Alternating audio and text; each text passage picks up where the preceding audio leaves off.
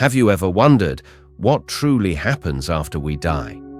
If death is just part of life, why does it stir such deep fear in our hearts? And what if the self we try so hard to protect was never really what we thought? Let's pause for a brief moment. One day, sooner or later, our bodies will stop breathing. The heart will beat one last time. That's not a theory. It's an absolute truth. Just like morning turns into night, life one day turns into death. It's the rhythm of nature. Yet, even though we know this truth so well, why does it terrify us? The fear we feel isn't just about pain or the physical process. It's not simply about lying still or being buried. No, the fear goes far beyond that. It comes from a place deep inside, the unknown that lies beyond our final breath. What if everything just stops? What if there's nothing? Or is there something else? Something we can't even begin to imagine. And then another question hits us even harder. What about our loved ones? Our memories? Our dreams? Our stories? Our laughter? Do they just disappear? For thousands of years, humans have asked these questions. From ancient temples to modern laboratories, from sacred texts to scientific studies, philosophers, spiritual leaders, and scientists have tried to explain what lies beyond death. Some say there's an afterlife, a paradise, or a rebirth. Others argue that death is the final chapter, and then nothing. But no matter how logical or poetic the answer may be, the fear still lingers, stubborn and silent. Now imagine this.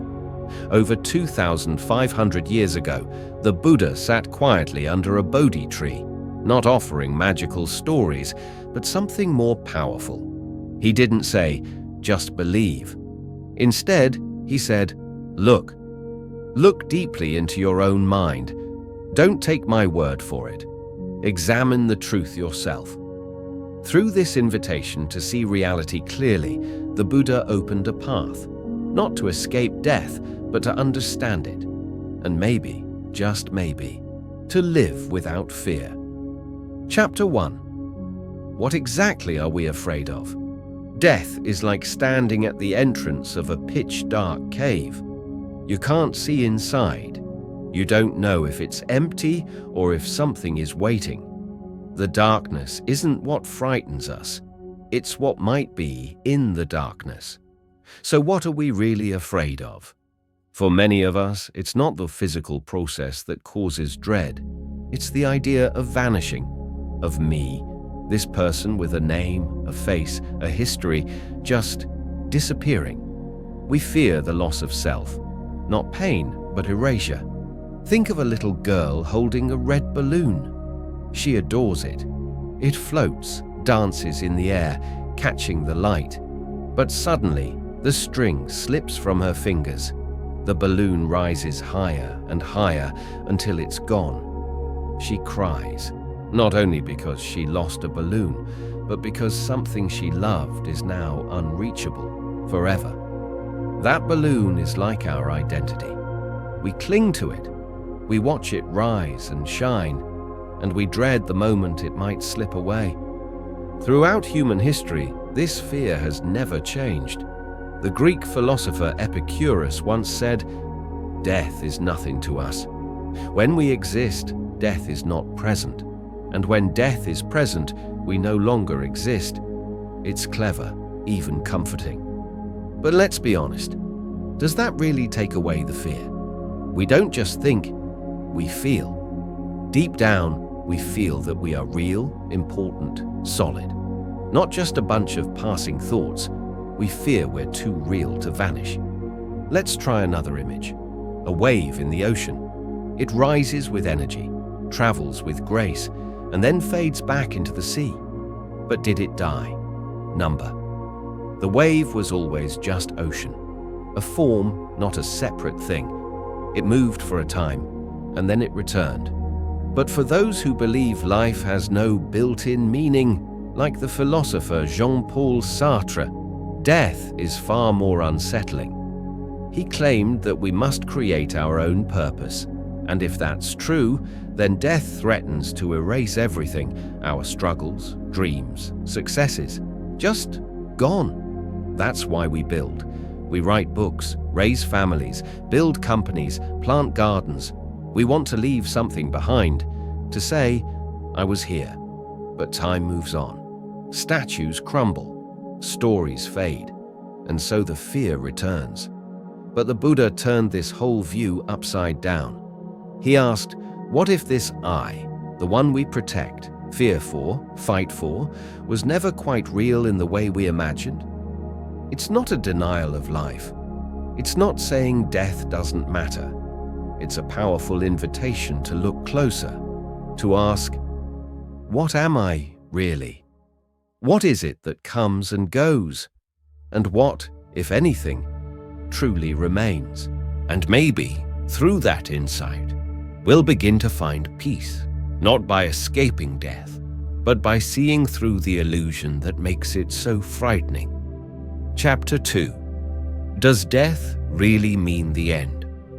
In the previous chapter, we explored our fear of losing the self, of vanishing like a wave returning to the sea. But now we take a step further. Is death truly the final stop, or just another transformation? When most of us think about death, we picture it as a hard final wall, a full stop.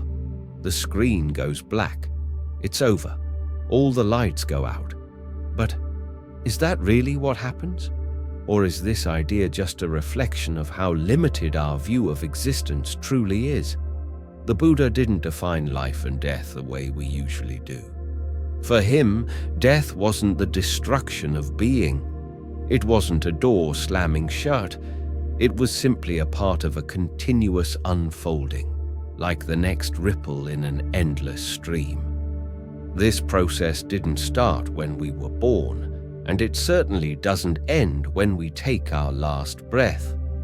In Buddhism, life and death are not opposites. They're not enemies. They're like the inhale and exhale of a single breath, two movements of the same rhythm. One gives rise to the other, and neither can exist without its counterpart. Let's take a simple image. Fire. Imagine a flame dancing on a log of wood. It glows, flickers, warms your hands, lights the room. Eventually, that flame burns out. But what exactly has ended? The fire disappears, yes, but not entirely. Its heat spreads into the air. Its light has already traveled outward. Smoke rises, ashes settle. The fire didn't vanish into nothingness. It changed form. It continued, just not in the way our eyes are used to seeing. This is the heart of the Buddha's insight. We fear death so deeply because we fear the unknown. And yet, in the teachings of Buddhism, the unknown isn't something to be feared. It's something to be examined, explored, understood. The Buddha taught that suffering arises not just from clinging to life, but also from clinging to our ideas about death. If we see life as something fixed, as something that should last forever, we suffer. But if we see death as total erasure, as an abrupt nothingness, we suffer in another way. So he asked us to shift the question, not, what happens after I die? But rather, what is happening right now? Because if we pay close attention, we begin to notice something extraordinary. Life and death are not far apart. In fact, they are happening together in every moment. Right now, in your body, countless cells are dying and being replaced. Old skin sheds, new cells are born. Breath leaves the body, then returns. Thoughts arise and vanish. Emotions swell, then dissolve. Your mind too is in constant motion, always changing, never still. Isn't that a kind of death? And isn't it also a kind of rebirth? Think about a river. You stand beside it, watching the water pass.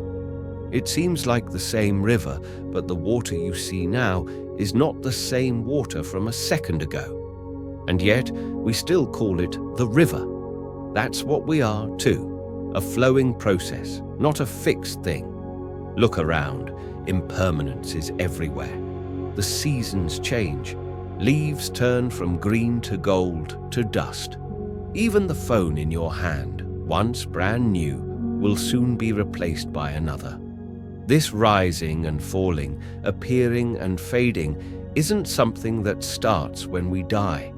It's been happening all along. That's why, in Buddhist practice, deep meditation is often described as dying before dying. It's not morbid, it's not gloomy. It means letting go of the illusion that anything lasts forever. It means seeing through the veil, the mistaken belief that we are in control or that we're separate, solid beings. Those who have truly glimpsed this truth often face death with calm, not because they believe in a specific afterlife, but because they've already seen through the illusion of beginnings and endings, of creation and destruction. So we return to the question, does death really mean the end? Or is it simply a continuation?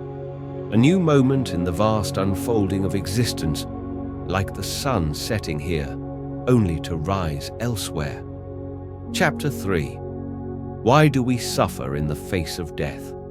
In the last chapter, we began to see death not as a final end, but as part of a continuous flow, a natural transformation in the unfolding process of life.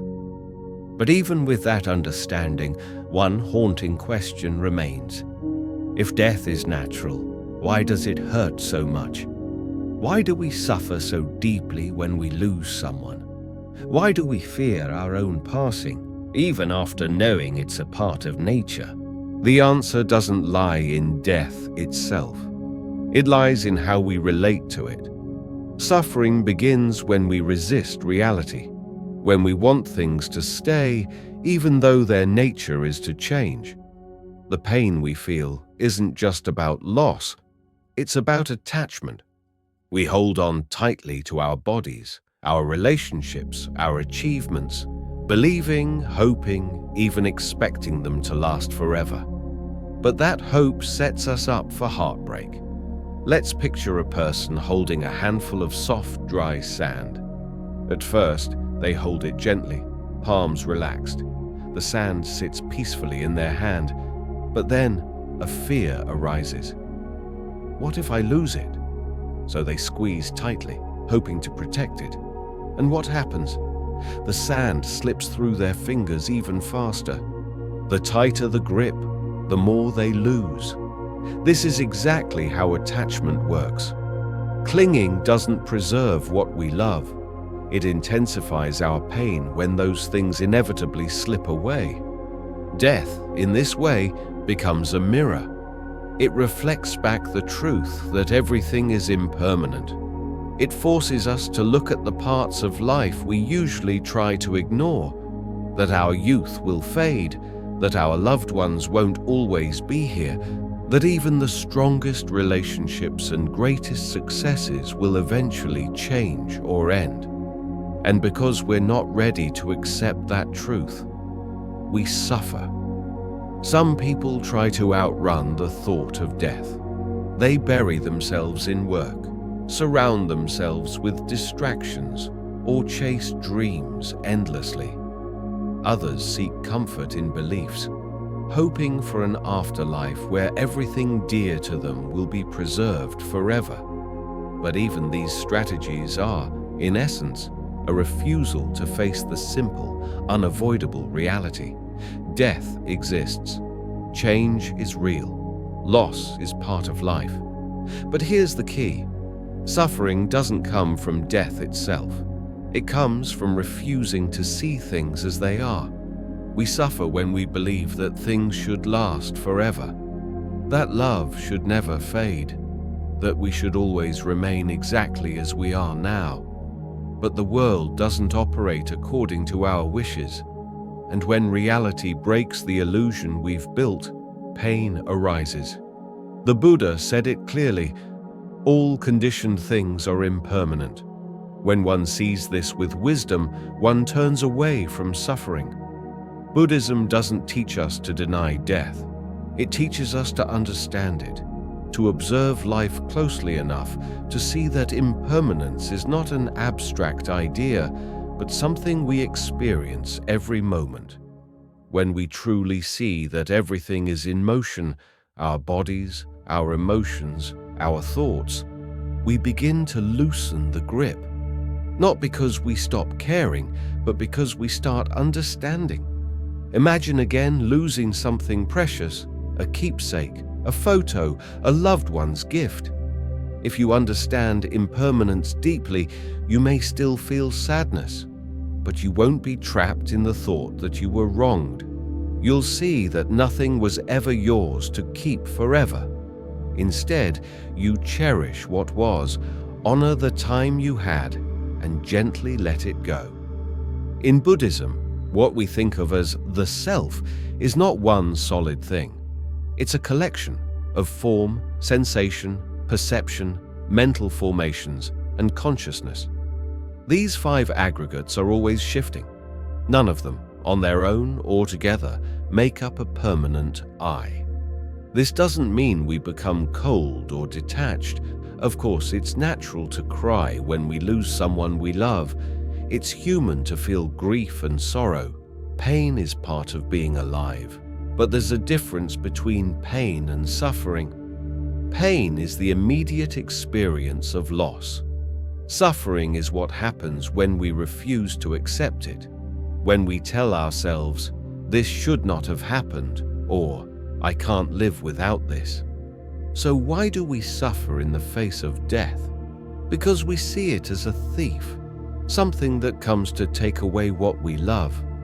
But what if instead we saw it as a teacher, a gentle, silent teacher reminding us to live fully, to appreciate each moment while it's here, to loosen the illusion that anything will stay forever?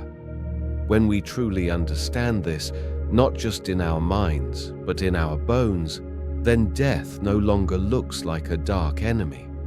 It becomes just another wave returning quietly to the vast ocean, another breath exhaled into the open air, and in that exhale, there is peace. Chapter 4. The final answer: why we shouldn't fear death. In the last chapter, we saw how suffering in the face of death often comes from clinging, from our resistance to life's impermanence. But now comes the deeper question: can we truly live without fear of death? And if so, how? Everyone knows that one day each of us will die. It's the one truth we all share. Yet instead of calmly facing it, we tend to push it aside. We distract ourselves with busy schedules, endless entertainment, and long to-do lists. We pretend death is far away, something we'll deal with later. But even when it's hidden from our thoughts, the fear remains, quiet but powerful. The Buddha didn't teach us to avoid this truth. He taught us to look at it directly, not with dread, but with clarity. He didn't present death as something dark or tragic. He offered a new perspective, that understanding death, truly understanding it, can become a source of wisdom, peace, and even liberation. When we stop running, something shifts. We start asking deeper questions. What truly matters? How should I live so that when my final moment comes, I have no regrets? Death is not the destruction of everything. It's part of a natural cycle, an essential rhythm of life. Like fruit that ripens and gently falls from its branch, like the sun that sets after a long and beautiful day, life follows its course.